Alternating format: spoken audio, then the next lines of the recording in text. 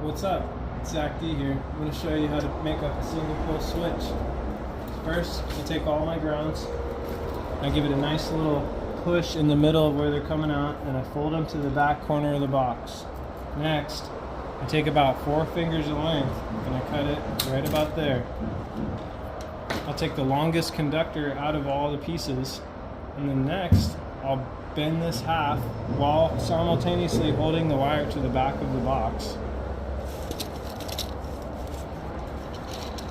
I'll use a wire nut. Sometimes I use a wire nut bit. Currently I do not have one on me. While I'm holding this, I have about an inch here, and I'm twisting just that. I don't want to twist the entire bundle of wires up because that makes it more difficult if anybody ever needs to take them apart. Now I have a nice braid, everything's tight, it's not going to come loose. I've made this little half bend here, so what that does for me is gives me a nice fold that goes to the top of the box.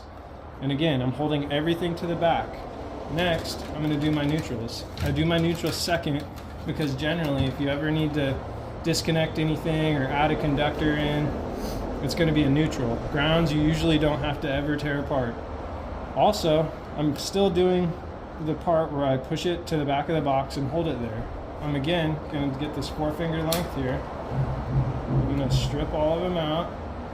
You do want a fair amount stripped out. You don't want a little tiny bit. You want, you know, like a fingernail or, I don't know, like a ½ inch or so, just so it doesn't come loose. It makes everything hold together tighter and gives a good connection, because we know loose connections are a negative result in outcome. So I've made my half bend. I'm holding these wires to the back of the box. I'm going to take this conductor to tie it down into a single pigtail just in case anybody ever wants to put a dimmer switch in here or any kind of switch that needs a neutral. You don't necessarily need it, but it doesn't hurt to have it. On these stripped wires, as opposed to the ground, I'm going to make sure they're all lined up and nice and even here. I'm going to make sure that the wire nut is seated. I'm going to hold these tight while I make my braid. Now that I've got a nice braid and they're nice and tight and I'm not going to be worried about them coming loose, I'm going to again make sure that the wires are held to the back of the box, make my fold, fold it back. You see on this, I've landed my switch leg on the outside, so I know that's my switch leg, and I have a power in and a power out.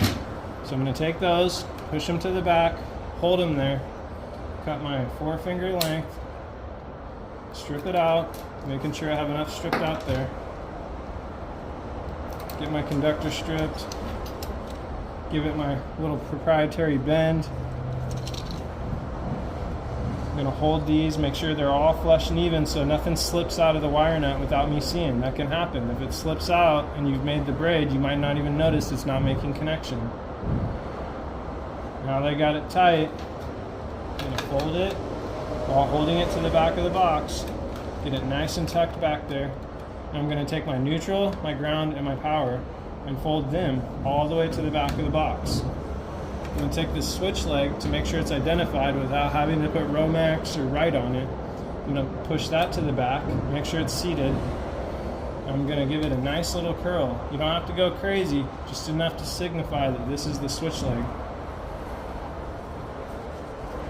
Then I'm going to give it a little bit more than my 4-finger, just so whoever trims this out has plenty to go ahead and put that device in. That's a single pole switch.